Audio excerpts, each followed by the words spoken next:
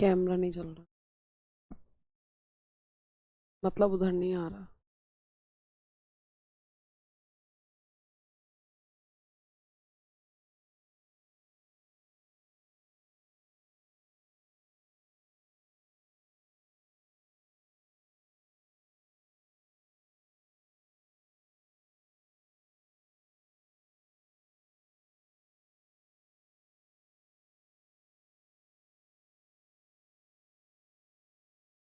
नमस्कार दोस्तों, मैं पारुल चौहान आप सभी का स्वागत करती हूँ आपके इस सेशन में। कैसे हैं आप लोग?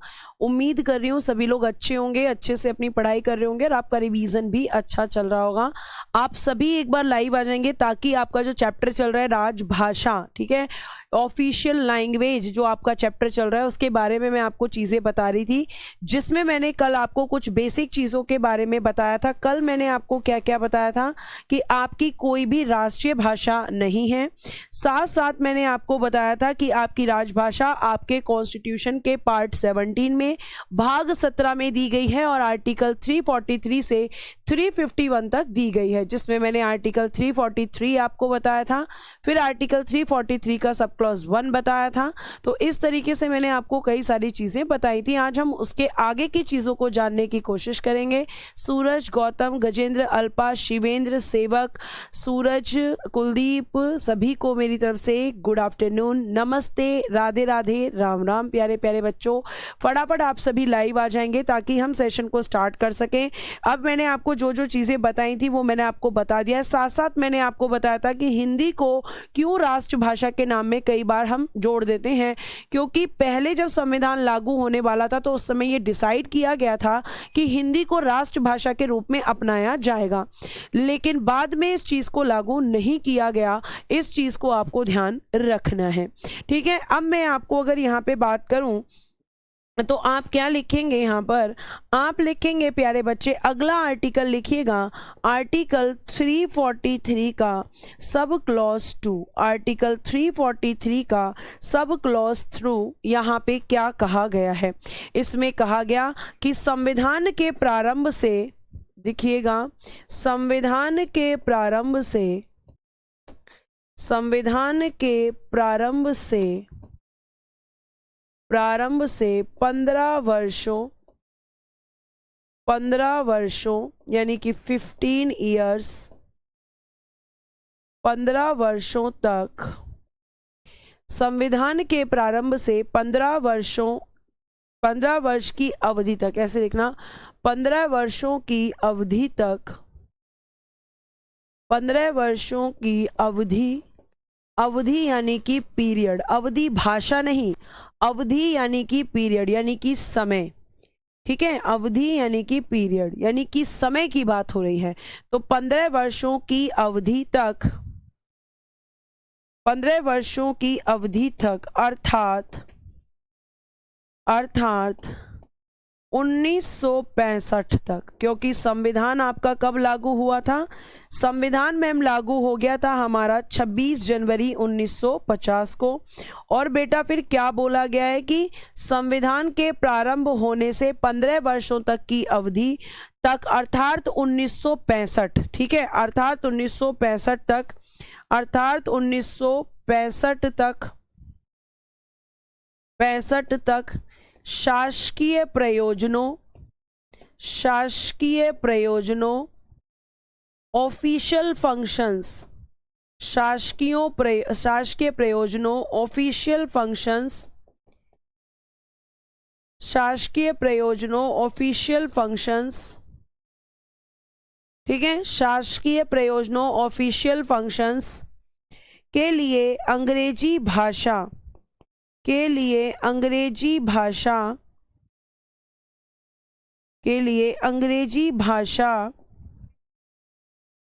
इंग्लिश लैंग्वेज, अंग्रेजी भाषा, इंग्लिश लैंग्वेज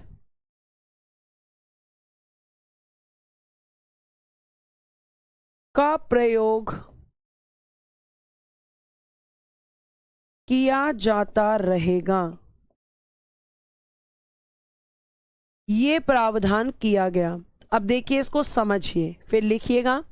इस आर्टिकल में ये कहा गया है कि हमारा संविधान 26 जनवरी 1950 को लागू हो रहा है। लागू होने के 15 वर्षों तक लगभग 1965 तक जो भी ऑफिशियल फंक्शंस होंगे, जो भी शासकीय कार्य होंगे, उनमें जो भाषा प्रयोग की जाएगी वो इंग्लिश भाषा होगी, वो अंग्रेजी भाषा होगी। इस तरह का प्रावधान यहां पर किया गया। यानी कि 1965 तक इंग्लिश भाषा को आप ऑफिशियल फंक्शंस में, आप शासकीय कार्यों में प्रयोग करेंगे। ये किस आर्टिकल में लिख दिया गया था? आर्टिकल 343 के सब क्लॉज 2 में। साथ साथ आपका यहां पे ध्यान रखिएगा, आगे की तरफ जब हम पढ़ते हैं इस चीज के बाद, तो इस चीज के बाद संसद के कुछ अधिकार हैं जो कि मैं आपको बताऊंगी।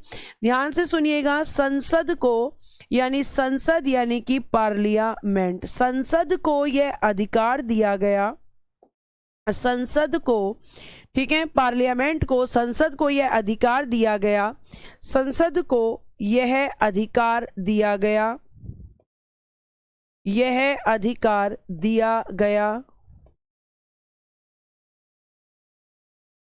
कि वह संघ की राजभाषा, संघ की राजभाषा, संसद को अधिकार दिया गया कि वह संघ की राजभाषा के रूप में, संघ की राजभाषा के रूप में अंग्रेजी के प्रयोग, अंग्रेजी के प्रयोग, अंग्रेजी के प्रयोग, यूज ऑफ इंग्लिश,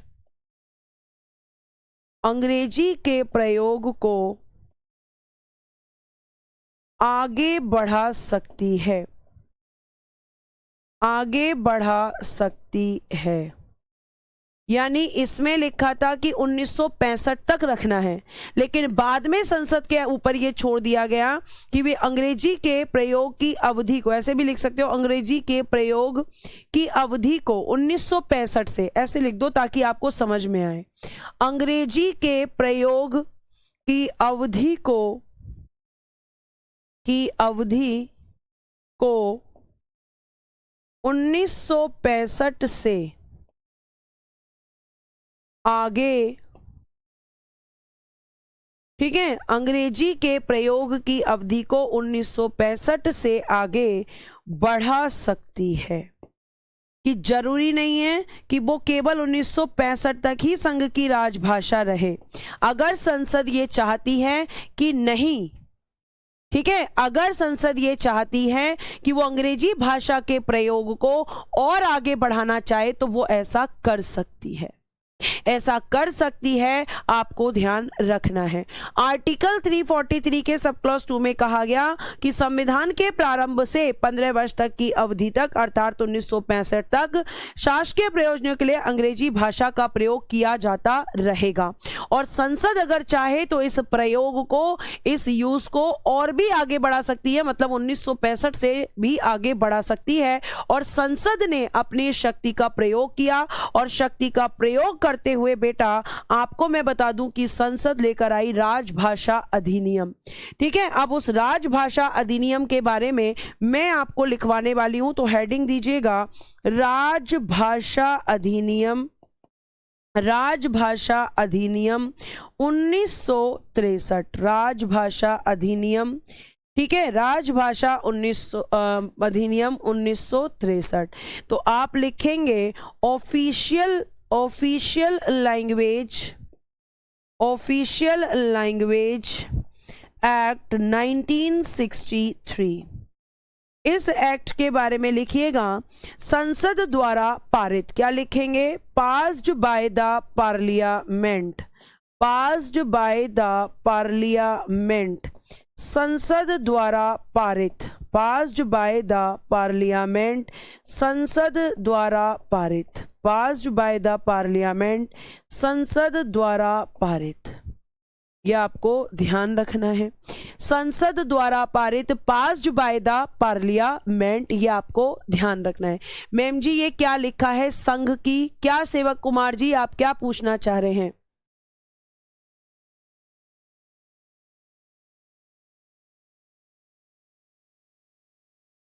ठीक है, आप क्या पूछना चाह रहे हैं? अल्पा मैम फिर अब क्या है? अल्पा जी, अब भी आपके ऑफिशियल फंक्शंस में इंग्लिश भाषा का ही ज्यादा प्रयोग किया जाता है। आप इसको पूरा चैप्टर को पढ़िए, तो अभी आगे धीरे धीरे और भी प्रोविजंस हैं जो किए गए हैं। एक बार आप पढ़ लेंगे तो सारे प्रश्नों के उत्तर आपके पास होंगे। इसीलिए तो मैं आपको ये पढ़ा रही हूँ चैप्टर, है ना, इसीलिए तो पढ़ा रही हूँ ताकि आपके पास सारे प्रश्नों के उत्तर हों, आप सारे प्रश्नों के उत्तर करने में सक्षम हो। ठीक है, आगे देखिएगा। तो पास्ड बाय द पार्लियामेंट, संसद द्वारा पारित। अब देखो इस एक्ट में क्या कहा गया। इस एक्ट की हम बात करेंगे तो आप लिखेंगे 26 जनवरी, ध्यान से सुनना, 26 जनवरी 1965, ये डेट डालिएगा। 26 जनवरी 1965 से हिंदी, 1965 से हिंदी संघ की राजभाषा, हिंदी संघ की राजभाषा, ठीक है, संघ की राजभाषा, यानी कि official language of union, official language of union संघ की क्या है? 26 जनवरी 1965 से हिंदी संघ की राजभाषा, ठीक है, संघ की राजभाषा तो रहेगी, परंतु हिंदी के अतिरिक्त, तो रहेगी परंतु, ठीक है, परंतु या कह सकते हैं बट, हिंदी के अतिरिक्त, परंतु हिंदी के अतिरिक्त, परंतु हिंदी के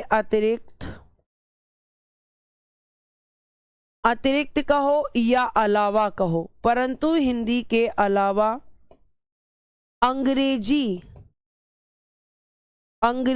भाषा का प्रयोग,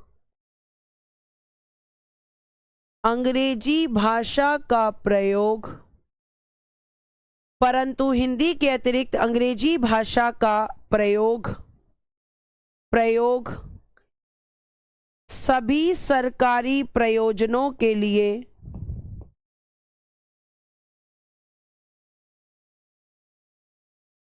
26 जनवरी 1965 से हिंदी संघ की राजभाषा तो रहेगी, परंतु हिंदी के अतिरिक्त अंग्रेजी भाषा का प्रयोग सभी सरकारी प्रयोजनों के लिए बराबर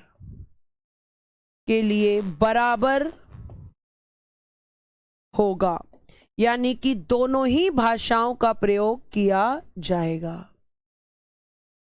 ऐसा नहीं कि केवल हिंदी का, या ऐसा भी नहीं कि केवल इंग्लिश का, दोनों ही भाषाओं का प्रयोग किया जाएगा। ठीक है, तो लिखिएगा हिंदी, पिछली लाइन में क्या लिखना रह गया, कहां लिखना रह गया बेटा? संसद को अधिकार है कि वह संघ की राजभाषा के रूप में, ठीक है।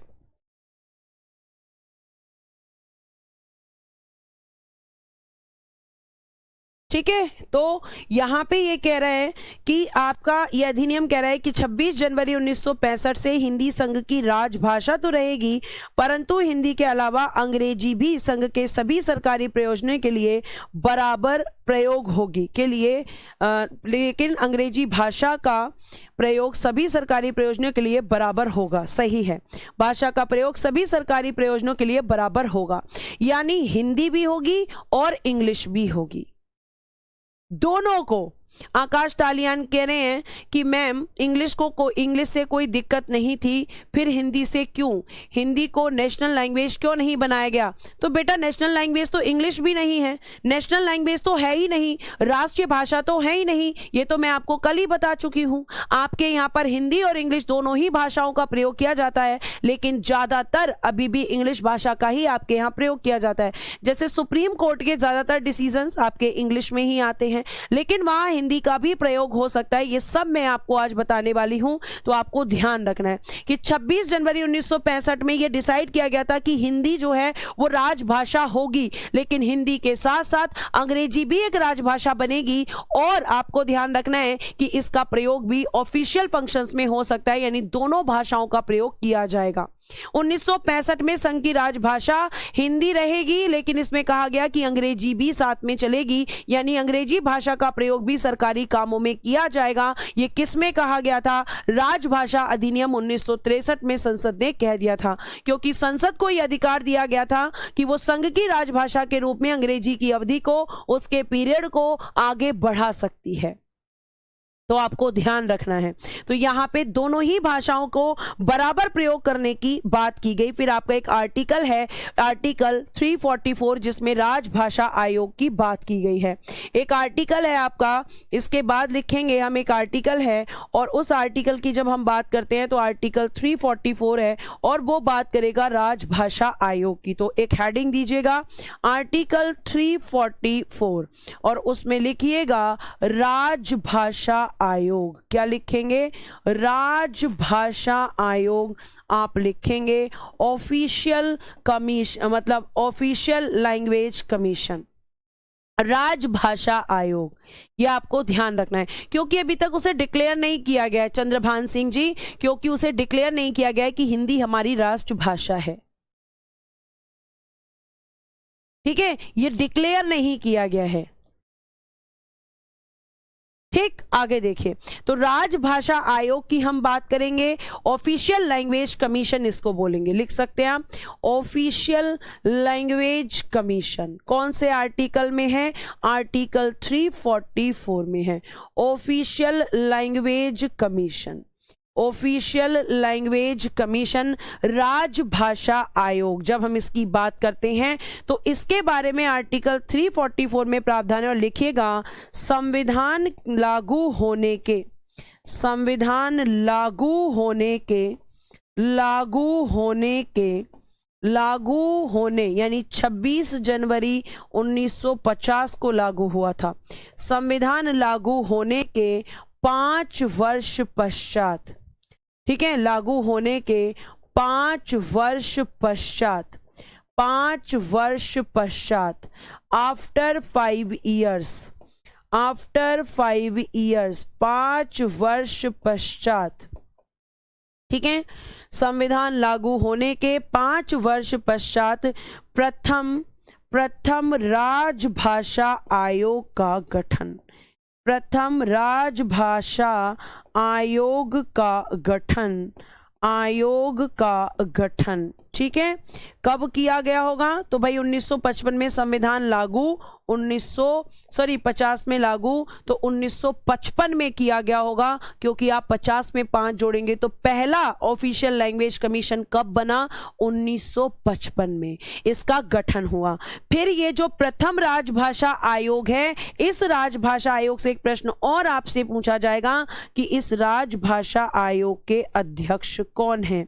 इस राजभाषा आयोग के चेयरमैन का नाम आपसे पूछा जाएगा, जिन्हें हम कहते हैं बीजी खेर, यानी कि बाल गंगाधर खेर। बीजी खेर कहते हैं ने, बीजी खेर, बाल गंगाधर खेर इनका पूरा नाम है, बाल गंगाधर खेर। ये इसके प्यारे बच्चे अध्यक्ष बनाए गए थे।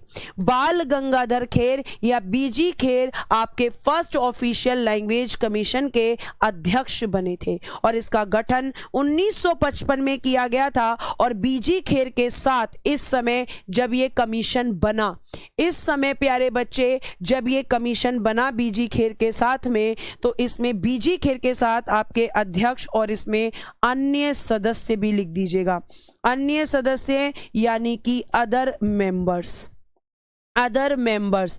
तो आप लिखेंगे कि इनकी संख्या इस समय थी 14। कितनी थी? 14।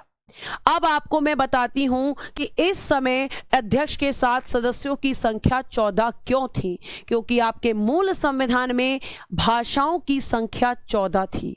तो जितनी आपकी भाषाएं थी उतने ही अन्य सदस्य भी इस आयोग में इनके साथ थे। और अगर इसी चीज को बेटा हम वर्तमान सापेक्ष में देखेंगे कि वर्तमान में क्या स्थिति है, तो वर्तमान में जो राजभाषा आयोग है, वर्तमान में राजभाषा आयोग, ध्यान से सुनना, वर्तमान में राजभाषा आयोग, इसमें बेटा एक आपके अध्यक्ष हैं और 22 अन्य सदस्य हैं।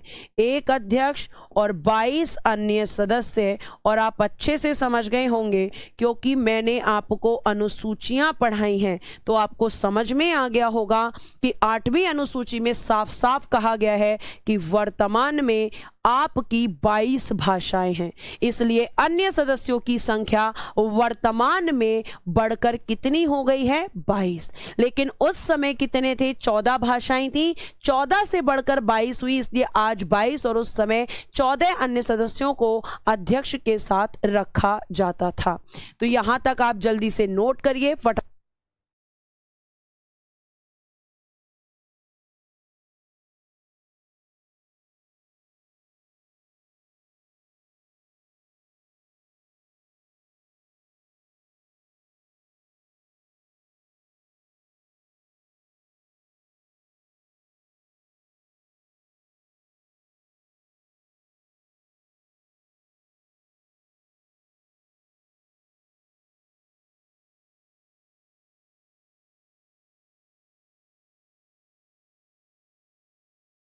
ठीक है प्यारे बच्चे, ध्यान रखना है।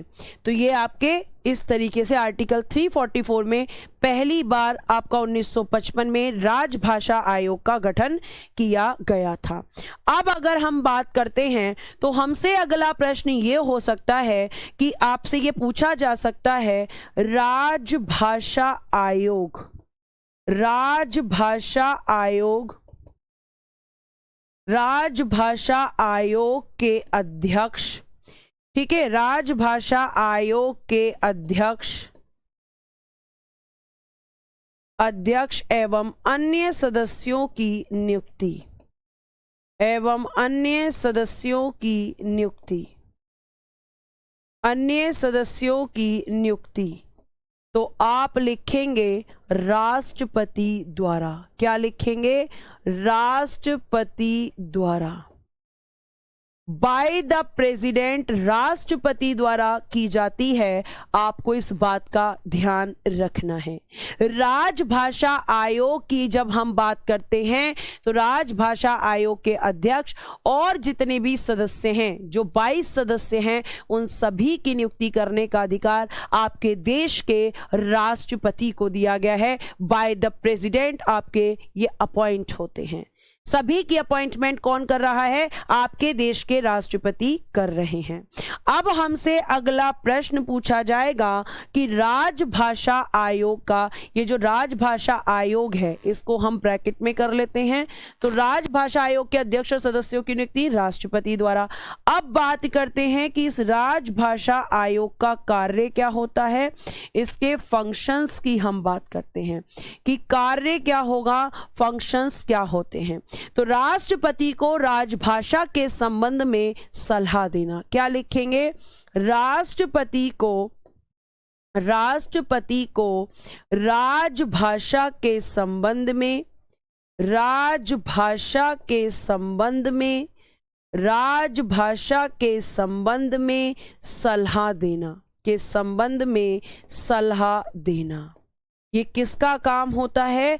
आपके राजभाषा आयोग का, कि आपकी जो ऑफिशियल लैंग्वेज है उनसे रिलेटेड जो भी एडवाइस देनी है वो सब कौन देगा? ये राजभाषा आयोग देगा।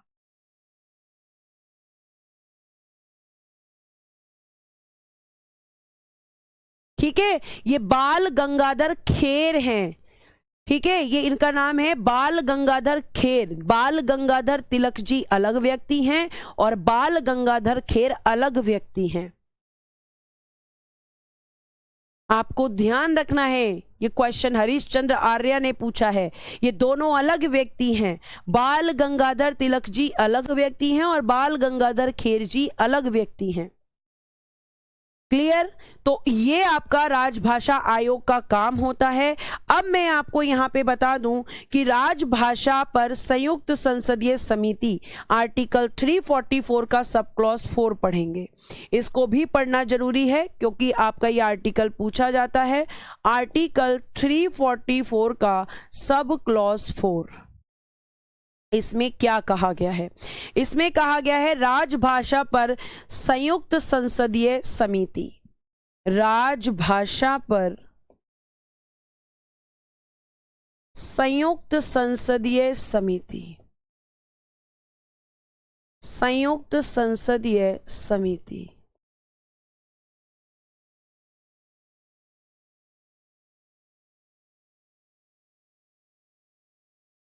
जॉइंट पार्लियामेंट्री कमेटी,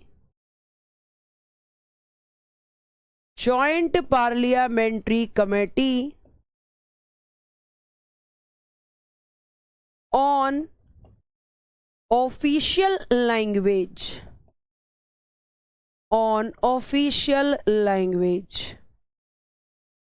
अगर राजभाषा पर संयुक्त संसदीय समिति बनती है तो वो आर्टिकल 344 के सब क्लॉज 4 में दी गई है, ठीक है, उसमें दी गई है। और अगर हम इसकी बात करते हैं तो आपको मैं ये बता दूं कि इसमें आपके सदस्यों की संख्या कितनी होती है। यहां लिखेंगे जॉइंट पार्लियामेंट्री कमेटी, आपसे प्रश्न पूछा जा सकता है सदस्यों की संख्या, सदस्यों की संख्या। तो बेटा जी इसमें जो सदस्यों की संख्या है, number of members, number of members, जिसमें प्यारे बच्चे टोटल 30 सदस्य होते हैं, जिनमें से 20 लोकसभा से और 10 राज्यसभा से होते हैं। 30 मेंबर्स के साथ में जॉइंट पार्लियामेंट्री कमेटी बनती है, चाहे वो राजभाषा के ऊपर बने चाहे फिर किसी और उद्देश्य से बने।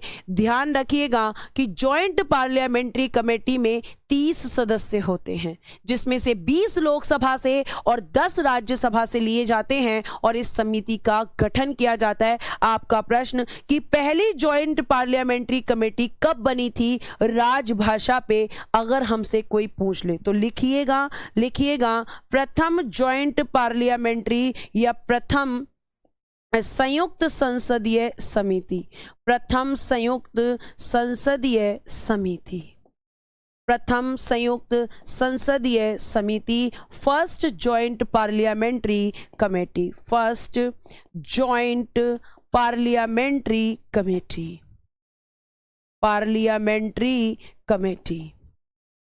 यह आपको ध्यान रखना है, ठीक है, यह आपको ध्यान रखना है। और जब हम इसके बारे में बात कर रहे हैं तो सबसे पहला क्वेश्चन कि इसका गठन कब किया गया था, तो गठन यानी कि फॉर्म्ड, तो आप कहेंगे 1957 में, 1957 में पहली बार राजभाषा पर संयुक्त संसदीय समिति बनाई गई थी, जिसके अध्यक्ष जीबी पंत थे। इनके अध्यक्ष का नाम लिखिएगा जीबी पंत, अध्यक्ष लिखिएगा जीबी पंत। इनका नाम आपने सुना होगा गोविंद बल्लभ पंत, मैं पूरा लिख देती हूं, गोविंद बल्लभ पंत, गोविंद बल्लभ पंत, यह आपको ध्यान रखना है। इसके अध्यक्ष थे और इनकी अध्यक्षता में 30 सदस्यों के साथ में यह आपकी कमेटी बनी थी, ठीक है। आगे अब यहाँ पे आपने देखा, इसके लिए यहाँ पे ये सारे प्रावधान हैं कि इस पे आपकी संयुक्त संसदीय समिति भी बनती है। आपको मैंने राजभाषा आयोग बताया, सदस्यों की संख्या बताई, उनकी नियुक्ति कौन करता है ये भी मैंने आपको सारा बताया। फटाफट से आप इसको लिखिए ताकि फिर मैं आगे आपकी तरफ चलूं और आगे मैं आपको बताऊं प्रादेशिक भाषाओं के बारे में। रीजनल लैंग्वेजेस की बात जो कि आर्टिकल 345 में की गई है, तो अनुच्छेद 345 में आपको बताऊंगी। जल्दी से बताइएगा इस प्रश्न का जल्दी से इस चीजों को नोट कर लीजिए।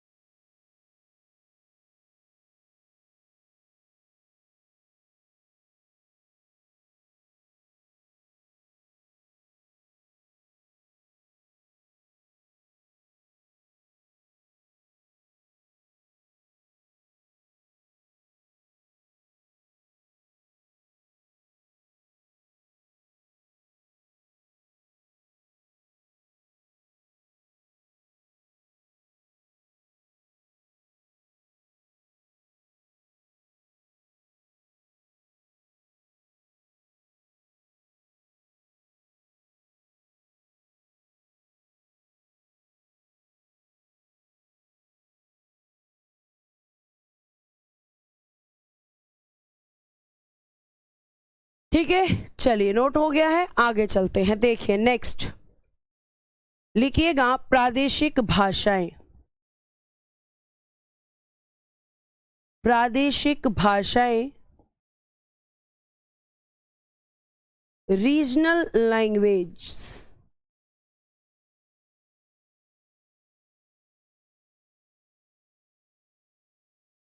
रीजनल लैंग्वेज, प्रादेशिक भाषाएं, रीजनल लैंग्वेज, रीजनल लैंग्वेज। तो रीजनल लैंग्वेज प्रादेशिक भाषाओं के बारे में अब देखिएगा, यहाँ लिखिएगा आर्टिकल 345। जब हम इसकी बात करते हैं तो किसी राज्य का विधानमंडल उस राज्य में, किसी राज्य का विधानमंडल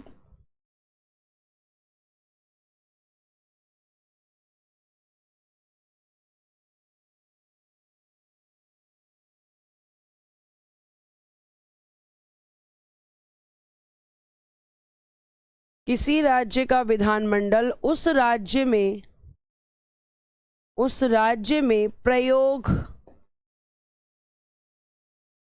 ठीक है, किसी राज्य का विधानमंडल उस राज्य में प्रयोग होने वाली भाषाओं में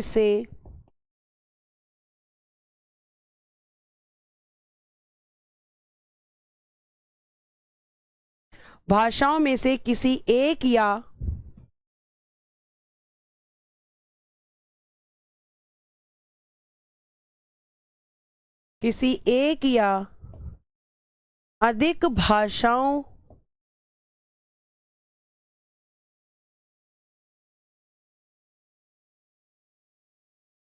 अधिक भाषाओं को शासकीय प्रयोजनों,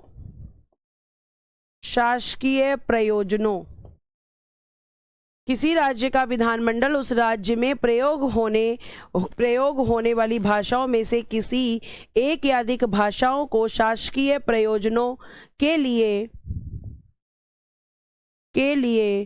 प्रयोग की जाने वाली भाषा के रूप में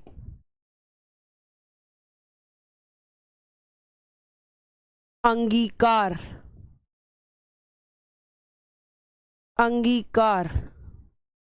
यानी कि एक्सेप्ट, अंगीकार कर सकता है। ठीक है, ये आपको ध्यान रखना है।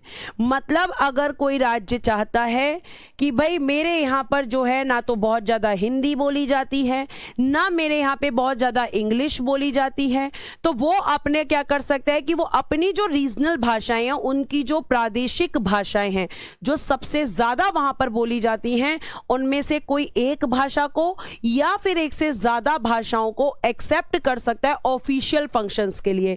शासकीय प्रयोजनों का मतलब है कि जो भी वहां ऑफिशियल फंक्शंस होते हैं, जो भी वहां शासकीय कार्य होते हैं, उन सभी में फिर उनका प्रयोग किया जाएगा, ऑफिशियल फंक्शंस। ठीक है, शासकीय कार्य या शासकीय प्रयोजनों का मतलब होता है कार्य से, इसका अर्थ होता है कार्य। तो जो भी कार्य किए जाएंगे वो फिर उन भाषाओं में किए जाएंगे जिसे विधानमंडल ने अपनी रीजनल लैंग्वेज के रूप में चूज किया है, या कह सकते हैं एक्सेप्ट किया है, स्वीकार किया है। तो विधानमंडल को ये आपको ध्यान रखना है। अंगीकार को मान्यता कह सकते हैं, अंगीकार को मान्यता या स्वीकार कहेंगे। अंगीकार का मतलब होता है स्वीकार करना, कि उसको वो एक्सेप्ट कर सकता है, स्वीकार कर सकता है, उसको ये अधिकार है। और राज्य का विधानमंडल उसको ये शक्ति देता है। आर्टिकल 345 संविधान के आर्टिकल 345 में ये प्रावधान किया गया है।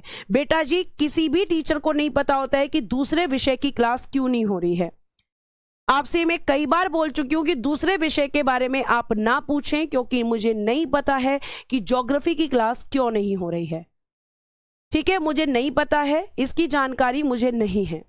चलिए आगे देखिएगा। तो आर्टिकल 345 में ये सारी बातें की गई हैं। अब जैसे अगर मैं बात करूं आपसे कि संघ की राजभाषा, ठीक है। अब संघ की दो राजभाषा बताई है मैंने आपको, हिंदी और इंग्लिश। इसमें से संघ की राजभाषा जो हिंदी है, संघ की राजभाषा ये आपकी हिंदी कितने राज्यों में है? 9 राज्यों में है। 9 राज्यों में है ये आपके संघ की राजभाषा हिंदी, 9 राज्यों में प्रचलन में है। अब हम जानना चाहेंगे कि वो आप या फिर लिख सकते हैं 9 राज्यों की राजभाषा है, ऐसे लिख दीजिएगा 9 राज्यों की राजभाषा है, 9 राज्यों की राजभाषा है। अब वो 9 राज्य कौन कौन से हैं तो लिखना स्टार्ट कीजिएगा। पहला राज्य है उत्तर प्रदेश, दूसरा राज्य है उत्तराखंड, तीसरा राज्य है मध्य प्रदेश, मध्य प्रदेश, चौथा राज्य है छत्तीसगढ़,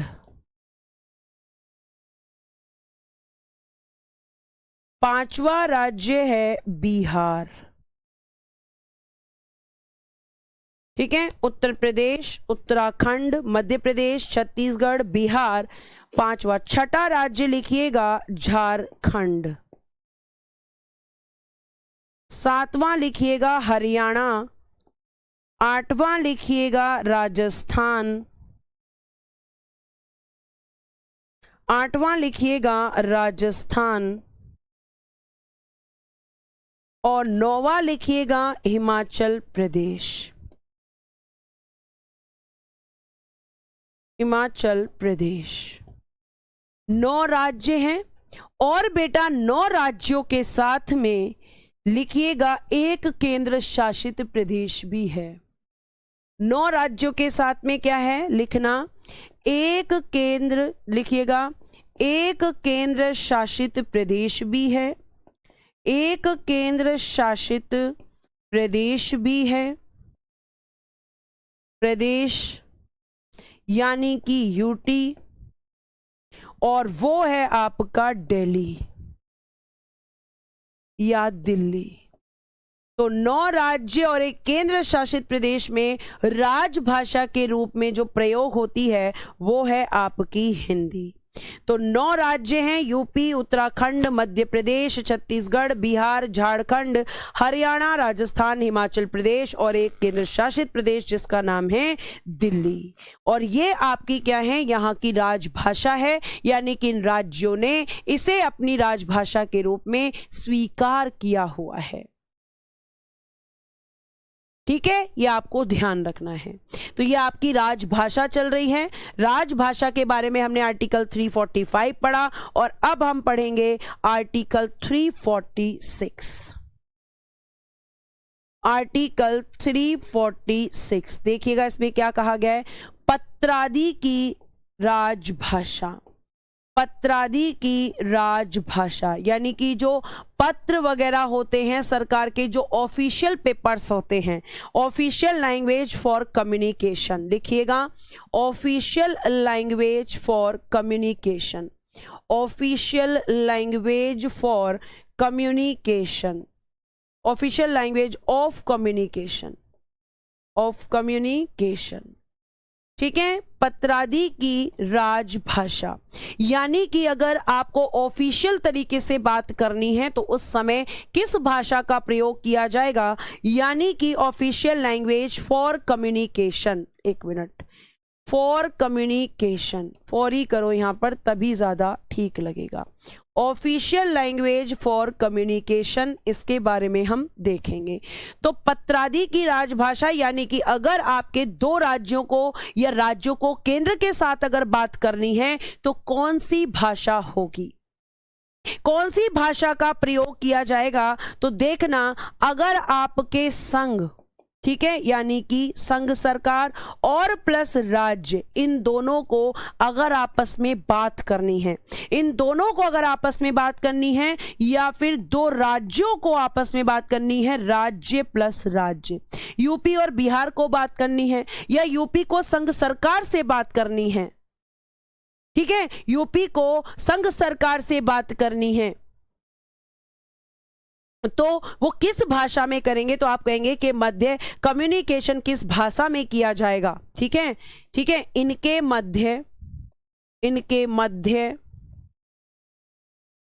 इनके मध्य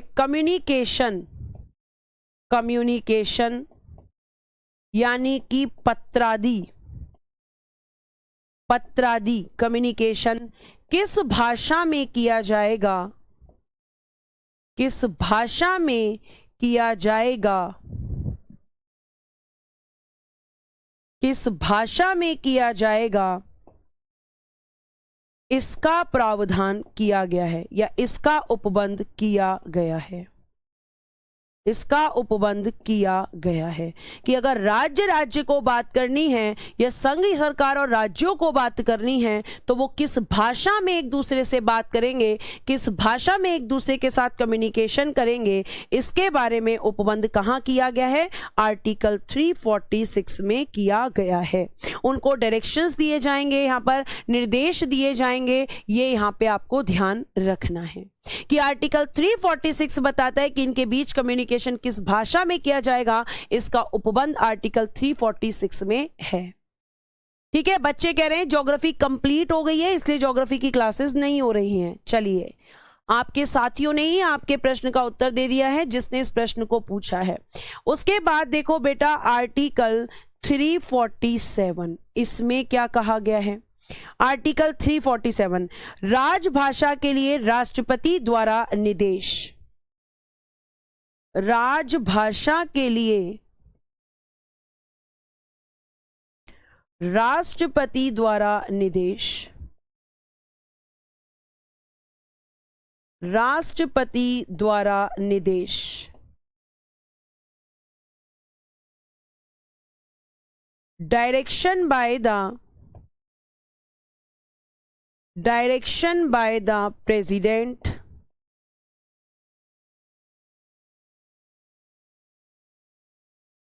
for official language,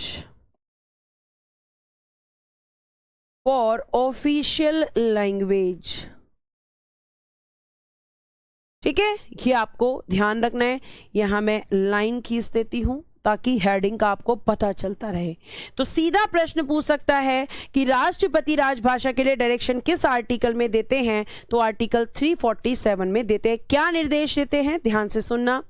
किसी राज्य की जनसंख्या का पर्याप्त भाग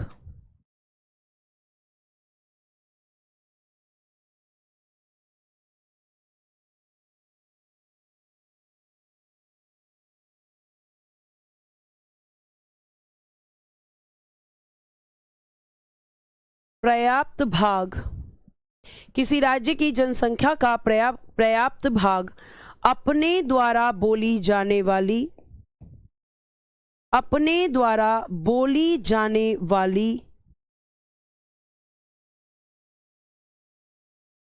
भाषा को राज्य द्वारा मान्यता प्राप्त, किसी राज्य की जनसंख्या का पर्याप्त भाग अपने द्वारा बोले जाने वाली किसी भाषा को अपने द्वारा बोले जाने वाली भाषा को राज्य द्वारा मान्यता प्रदान कराना चाहती है,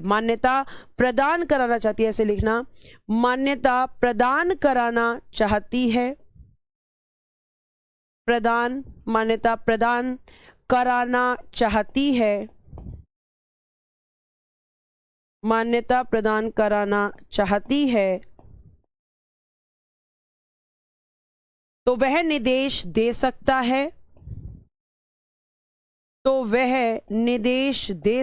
है, निर्देश यानी कि डायरेक्शन, तो वह निर्देश दे सकता है कि उस राज्य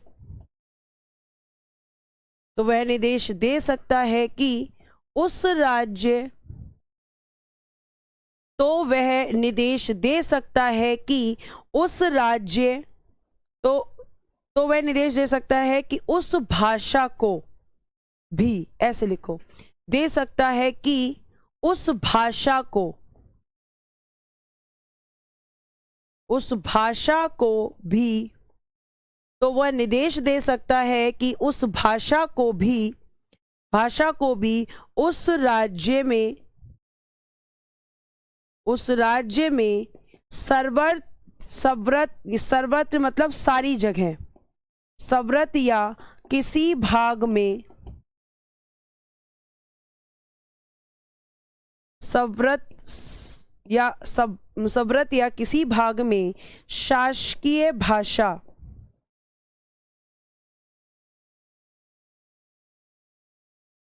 ठीक है, उस राज्य में सर्वत्र या किसी भाग में शासकीय भाषा या शासकीय भाषा की मान्यता दी जाए।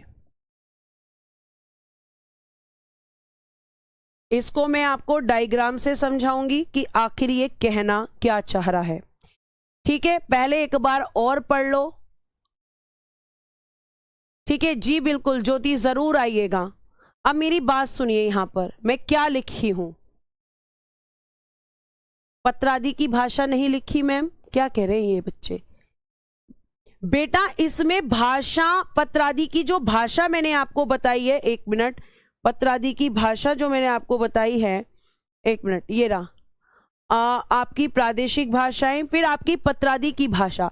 इसमें ये नहीं बताया गया कि किस भाषा में किया जाएगा, ये आगे बताया जाएगा आपको। अभी आगे चीजें, इसमें ये प्रावधान किया गया है कि ये किस भाषा में बात करेंगे, ये हम बताएंगे। आर्टिकल 346 में ये बात की गई है।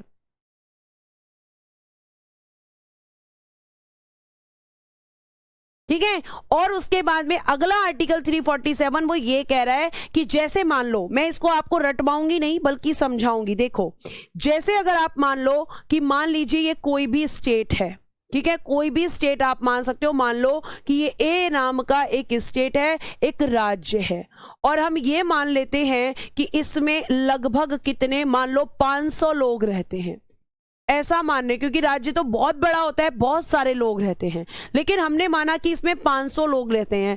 अब 500 लोगों में से लगभग ऐसा मान लो, या तो 300 मान लो या 400 मान लो, कि 300 से 400 लोग ऐसे हैं जो यहां पर क्या बोलते हैं, जो यहां पर मलयालम भाषा बोलते हैं, मलयालम बोलते हैं। तो जब ये मलयालम भाषा बोलते हैं तो राष्ट्रपति को यह अधिकार दिया गया है कि वो क्या कर सकते हैं कि किसी राज्य की जनसंख्या का पर्याप्त भाग अपने द्वारा बोले जाने वाली भाषा को राज्य द्वारा मान्यता प्रदान कराना चाहती है, तो वह निर्देश दे सकता है कि उस भाषा को भी उस राज्य में सर्वत्र या किसी भाग शासकीय या किसी भाग शासकीय की किसी भाग, ठीक है, ये अधूरा रह गया है कि किसी भाग में, यहां लिखना, किसी भाग में, यहां में लिख देना, किसी भाग में शासकीय भाषा की मान्यता दी जाए।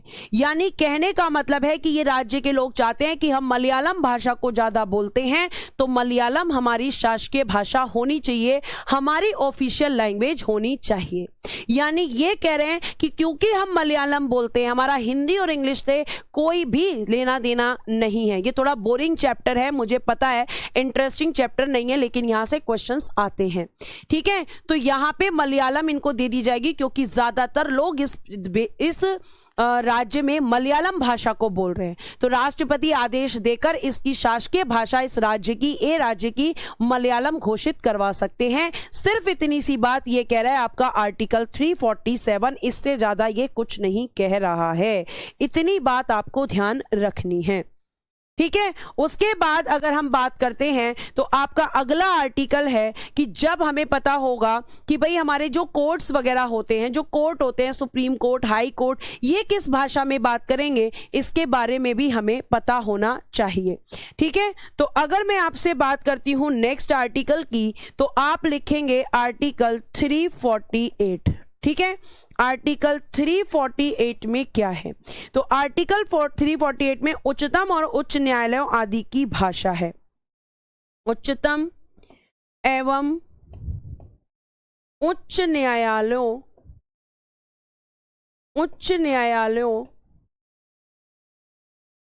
इंग्लिश में लिख दीजिए सुप्रीम एंड हाई कोर्ट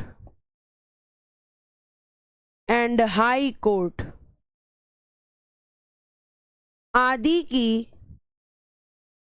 भाषा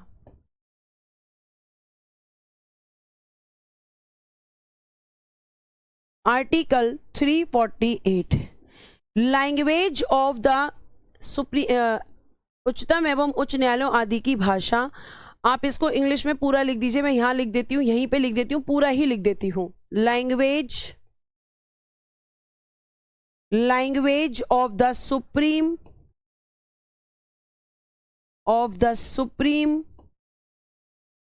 एंड हाई कोर्ट एक्सेट्रा, ये आपका इंग्लिश है। ठीक, उसके बाद में इसी में कहा गया, ये हो गया, और फिर उसके बाद में इसी में प्रावधान है संसद यानी कि पार्लियामेंट और विधानमंडल।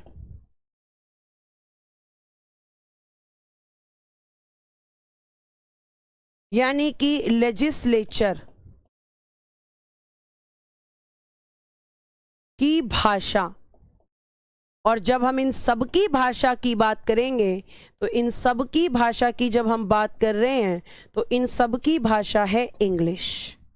इनकी भाषा क्या हो जाएगी? सबकी भाषा है इंग्लिश। अंग्रेजी,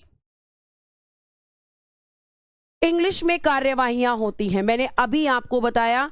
और ये बात किसमें कही गई है? आर्टिकल 348 में कही गई है। लेकिन आगे ध्यान से सुनना, आगे की बात अभी खत्म नहीं हुई है। आगे की बात क्या है? आगे की बात है कि किसी राज्य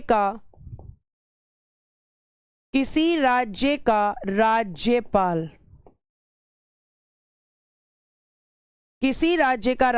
राष्ट्रपति की पूर्व सहमति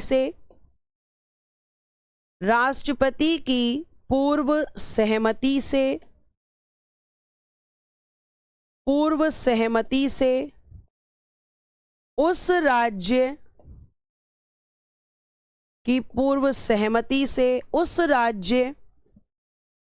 उस राज्य के उच्च न्यायालय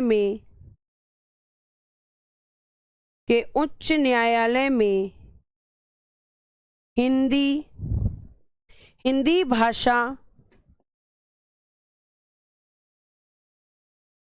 भाषा अथवा, ठीक है, उच्च न्यायालय में हिंदी भाषा अथवा उस राज्य की शासकीय भाषा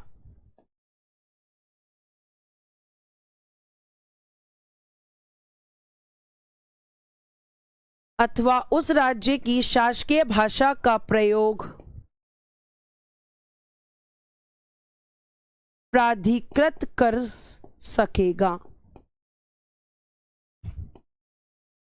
ठीक है, जैसे कि मैंने अभी आपको समझाया कि एक राज्य है और उस राज्य में ज्यादातर लोग क्या करते हैं, उस राज्य में आपको ध्यान रखना है ज्यादातर लोग, बेटा आप 300 मान लो, आप ये मान लो 400 लोग यहाँ पे मलयालम भाषा बोलते हैं। धीरज, अब मैंने अभी बताया इससे पहले वाले आर्टिकल, मतलब पहले वाले राष्ट्रपति के साथ जो आपकी बात हुई कि राष्ट्रपति डायरेक्शन दे सकते हैं कि अगर किसी राज्य में आपके ज्यादातर लोग कोई भाषा बोलते हैं और वो ये चाहते हैं कि वो जो भाषा बोलते हैं उनके ऑफिशियल फंक्शन उसी भाषा में हो, तो राष्ट्रपति उसके लिए डायरेक्शंस दे सकते हैं।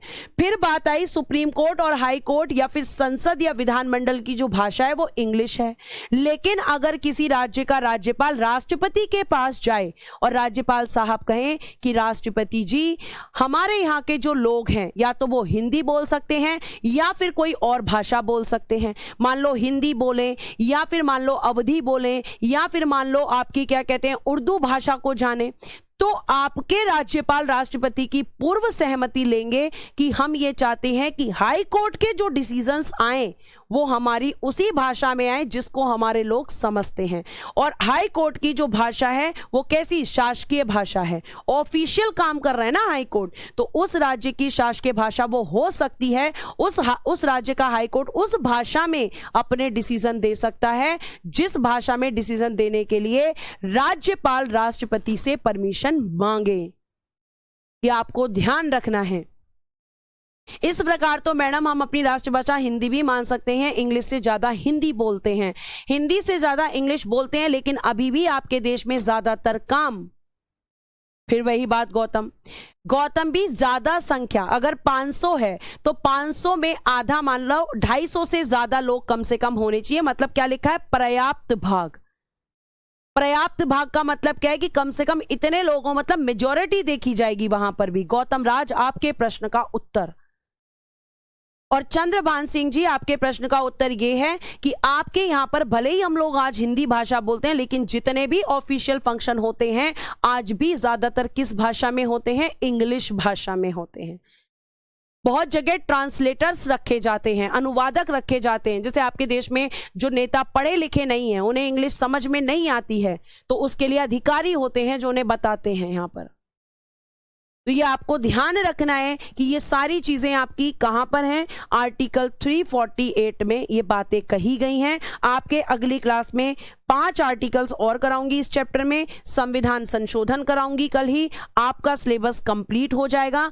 अगर आप पढ़ना चाहते हैं तो लोकपाल और लोकायुक्त सैटरडे को पढ़ाकर आपका बैच एंड कर दूंगी, उसके बाद आपकी कोई क्लास नहीं होगी। वैसे तो मेरी तरफ से कल ही एंड होगा, लेकिन कुछ बच्चों का कहना है कि हमें लोकपाल और लोकायुक्त भी पढ़ना है। थ्योरी बहुत बड़ी हो रही है, थ्योरी बड़ी हो रही है, इसलिए मैंने डायग्राम बनाया है। थ्योरी को रटना नहीं है, अगर मैं नहीं लिखूंगी तो बाद में भूल जाओगे, शॉर्ट में लिखने का तुम्हें याद ही नहीं होगा कि क्या लिखवाया था इसमें। बहुत ज्यादा आपको क्या कहते हैं, इतना नहीं सोचना है कि मुझे पूरा रटना है, रटना नहीं है, समझना है। ठीक है, तो आज के लिए हम यहां पर अपनी क्लास को विराम देते हैं, बाकी की चीजें अगली क्लास में। धन्यवाद, bye bye, take care and good day everyone.